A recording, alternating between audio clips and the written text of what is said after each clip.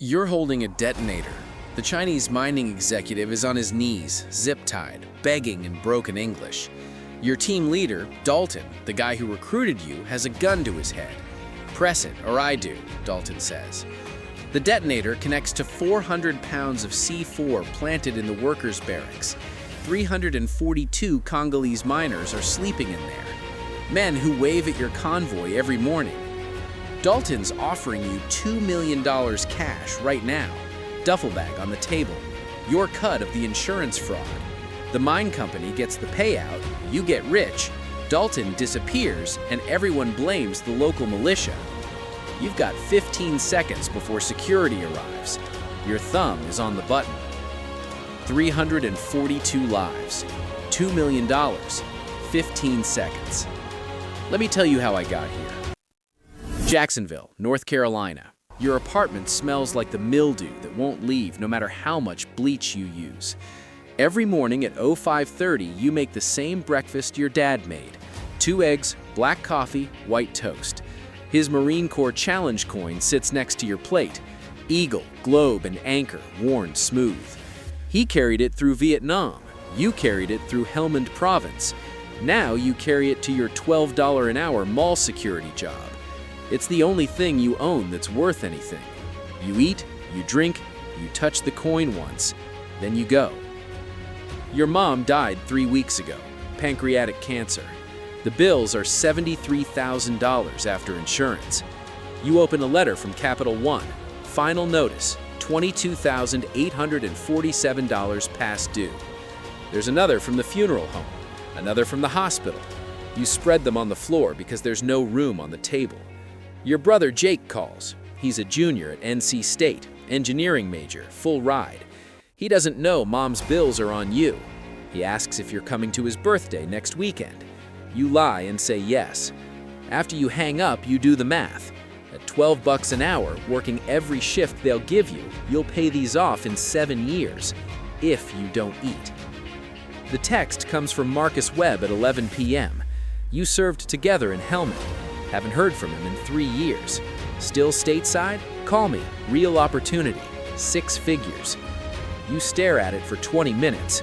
You know what opportunities look like for guys like you. Combat skills, no degree, no prospects. You delete it.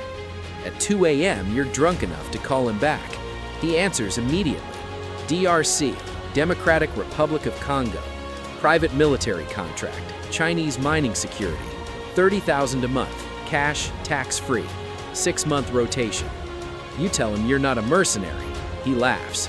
Neither was I. Then I bought my mom a house. When can you fly to Virginia? The flight to DC is $73 on Spirit Airlines. You meet Marcus at a Denny's in McLean. He looks good. Expensive watch, new teeth, confidence you don't remember. His company is called Vanguard Solutions Group. The contract is simple. Escort mining convoys, protect infrastructure, don't ask questions. $30,000 a month. Death benefit, $500,000 to your brother. Marcus slides it across the table next to your Grand Slam breakfast. You read it twice. There's a clause, contractor acknowledges operations in high-risk conflict zones. Defensive force authorized. You ask what that means. Marcus cuts his pancakes. Means sometimes people shoot at you, sometimes you shoot back. You've done it before. You sign it before you think. The pen is heavier than you expected. Lubumbashi, DRC. The air is hot soup. The Vanguard compound looks like every FOB you lived in. HESCO barriers, razor wire, guard towers, guys with rifles who don't smile. Your team leader is a South African named Dalton Kraus. Shaved head, neck tattoos, dead eyes. He introduces you to the job over warm beer. Cobalt mining, Chinese operation. Every iPhone, every Tesla, every laptop needs cobalt. These mines produce 40% of the world's supply. The locals work for $6 a day and die of lung disease by 40. Sometimes they get angry and shoot at us. We shoot back. You good with that? You nod. He grins. You will be. Your third convoy, first contact. The lead truck's windshield explodes. You're in the gun turret scanning bush and training takes over before thought. Muzzle flashes at 200 meters. You return fire. The PKM sounds like the world ripping. Hot brass burns your neck. It's over in 40 seconds. The silence after is worse than the noise. Nobody's hit. Dalton high-fives you like you just won a football game. You're shaking.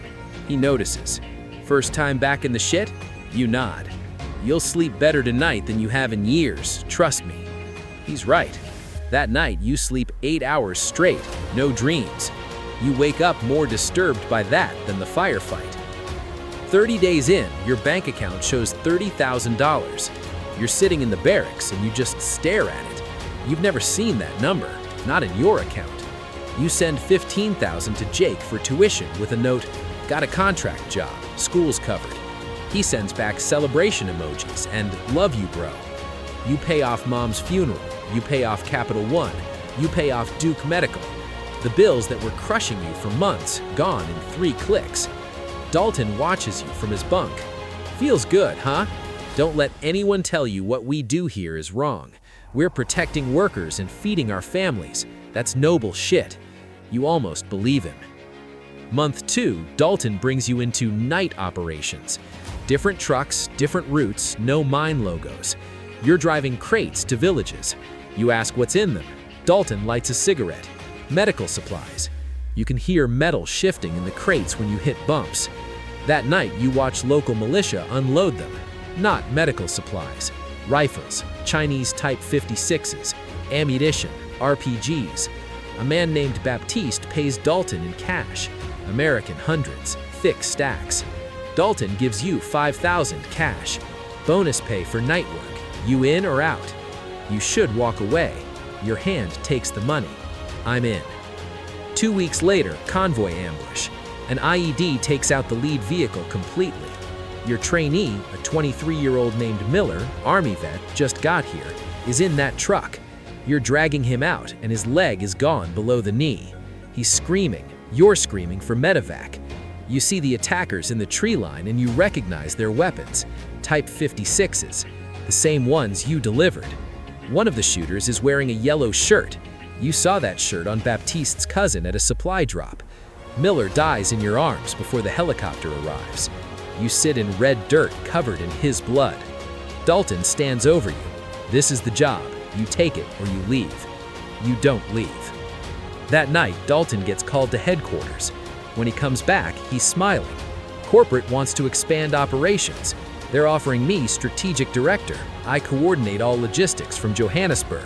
Clean office, no more getting shot at. $250,000 a year. You ask who takes over the team. He looks at you. You. $75,000 a month. You've proven you can handle the reality of this. You ask what reality? He sits down, serious. That we don't just protect the mines, we create the threats too.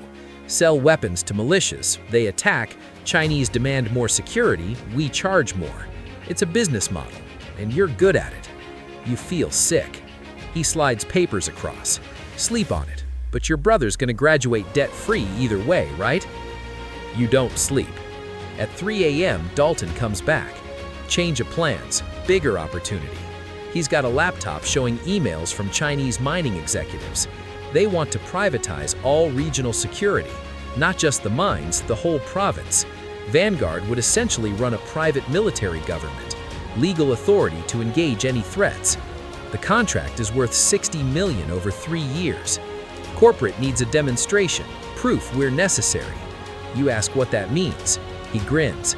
We stage an attack, big one. Hit the Chinese director's compound, make it look like the militias are escalating beyond control. He'll beg for the contract. We'll have it. We'll have Baptiste coordinate the attack, then we rescue the director. Everyone wins. You stare at him. People will die.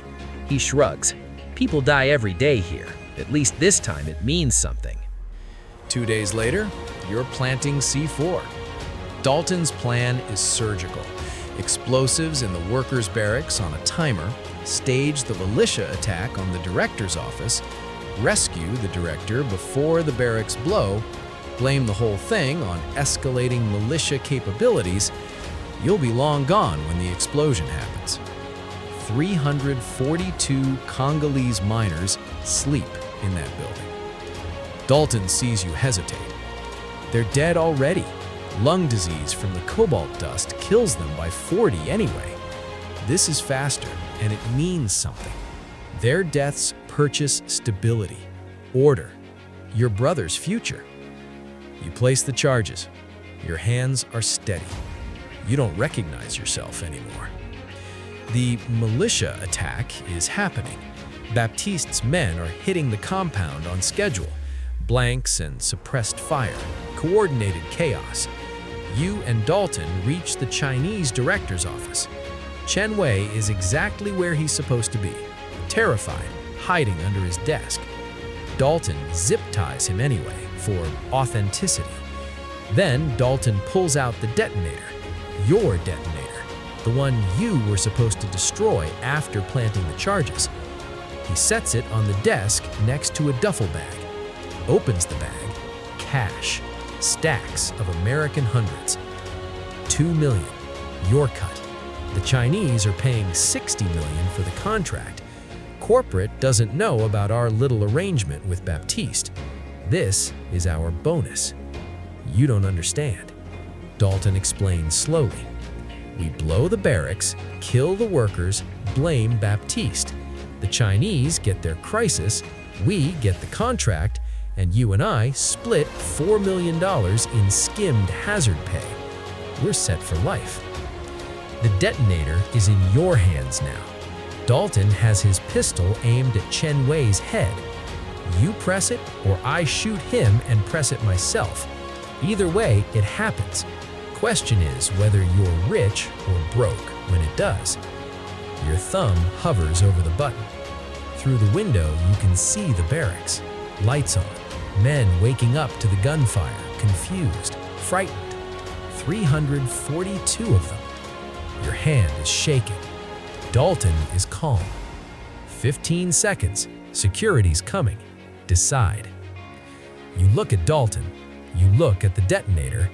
You look at the $2 million. You think about Jake graduating debt-free. You think about never worrying about money again. You think about Miller dying in your arms. You think about your dad carrying that challenge coin through Vietnam. You think about 342 men who wave at your convoy every morning. Dalton's finger moves toward his trigger. I won't ask again. You make your choice. You throw the detonator through the window. Then you shoot Dalton in the knee. You surrender to Vanguard security and tell them everything. They arrest Dalton.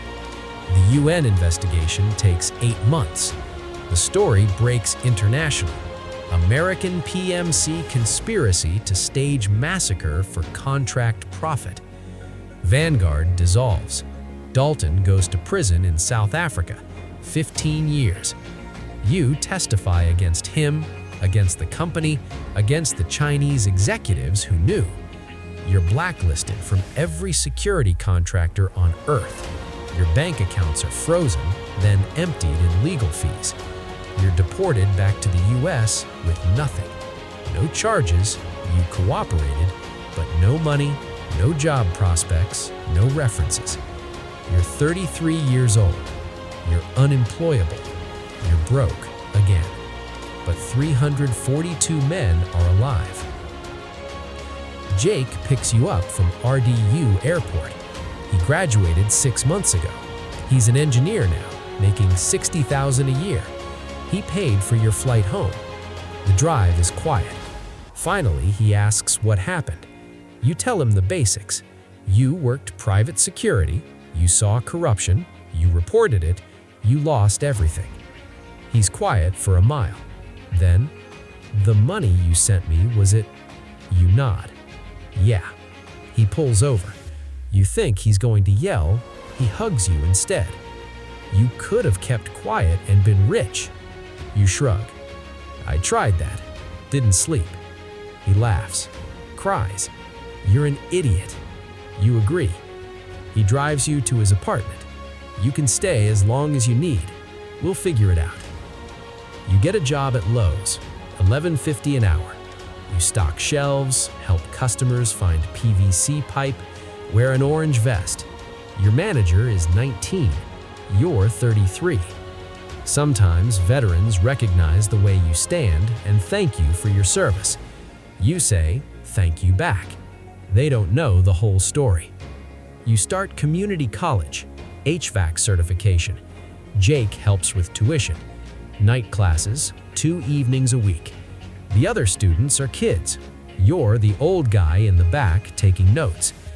It's honest, it's small, it's clean. You sleep 6 hours a night now. Still not great, but better. You don't dream about Miller anymore. Mostly. 6 months later, a package arrives, no return address. Inside is your dad's Marine Corps Challenge coin, the one you left on the desk in the DRC. With it is a note in neat handwriting. Chen Wei sends his gratitude. The workers send their gratitude. This belongs with you. Underneath, wrapped in cloth, are 342 handmade bracelets, simple woven cloth, each one different. A second note. The miners made these. They know what you did. They wanted you to know they're alive. You sit on Jake's couch, holding them. Jake finds you there an hour later, crying. He doesn't ask. He just sits with you. Here's what you learned. The world runs on blood you don't see. Every phone in your pocket, every car battery, every laptop, built with minerals extracted by people making $6 a day who die at 40 from lung disease. Companies with diversity statements and corporate responsibility pages will arm both sides of a conflict if it protects quarterly earnings. The gap between legal and moral is an ocean. Your military training made you excellent at violence, but nobody prepared you for what happens when that violence becomes a business model. Loyalty isn't real. It's just what people call mutual benefit. And the hardest thing you'll ever do is walk away from enough money to fix your life forever, because you finally understand that some prices are too high. You're not a hero. You helped create the problem before you stopped it. Miller is still dead. Those weapons are still out there. You're just a guy who hit his limit and turned around. Maybe that's enough. You're still at Lowe's. Jake keeps offering to help you find something better. You tell him you're good for now. The work is simple. Nobody shoots at you. Nobody asks you to choose between money and morality. You help people fix their houses. Sometimes you wear one of the bracelets under your sleeve. When customers thank you for your service, they can still tell somehow. You think about Miller and Dalton and 342 miners, and you say, "I appreciate that," instead of "thank you," because you're not sure you deserve thanks. You're just trying to build something clean with what's left. You still wake up at 05:30 hours. Some things don't change. Thanks for watching. I'll see you in the next one.